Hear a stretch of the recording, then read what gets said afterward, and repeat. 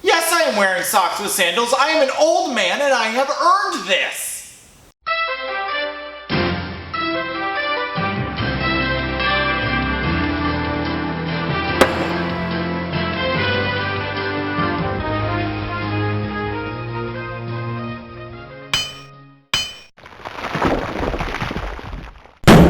Welcome to Ask the Meadmaker, where I, Ricky the Meadmaker, answer your questions about mead making, mead drinking, mead brewing, and really any question you're willing to send to me. Our first question this week comes from Grendelves? Some handle I can't really pronounce. Anyway, he was watching our old episodes when we were bottling and heard that we have about 10,000 bottles in a batch. And in our new packaging type, that's 8,000 cans. And did I just start up making that much? How long did it take me to scale up to that? And the answer is, I did.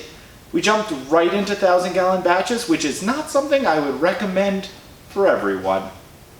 Our next question is about CO2 purging. How do you do CO2 purging for a large vessel, which you couldn't shake because it's too big, without introducing oxygen? And the answer is, you push the CO2 in through a carb stone or some other mechanism through the bottom and have the top open or a valve open, and you don't need to worry about oxygen getting in because as the CO2 comes up out of solution, it will push all other air back out.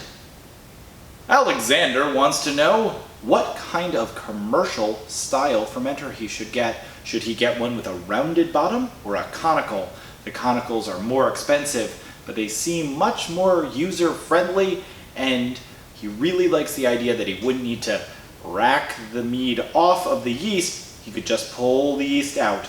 There's a reason that almost every large-scale commercial producer has conicals, and I really love mine. Ron wants to know how much corn sugar he should add when bottling his mead to make it carbonated, and the answer is, it depends. The more complicated answer is that you need to know what style of mead you're after, which means you need to know how much carbonation would give it the right mouthfeel. Higher alcohol content meads with more sweetness can handle a little more carbonation. Very light ones, you get a seltzery characteristic if it's too high. So I'd recommend going online and looking up a CO2 volume calculator and adjusting your corn sugar based on that. Our last question this week comes from Spagnot, and it's another one of those questions that I don't know the answer to, but I'd love to hear from you Meadiacs at home. He wants to know, do you use the same amount of acid blend for sweet and dry meads? We don't use acid blend here because our meads naturally have a sharp characteristic because of both the carbonation and the way we ferment. But if you make meads at home and use acid blend, I'd love to hear if you vary it based on what you're making. That was our last question. Keep sending them. I'll get to them as soon as possible. Cheers.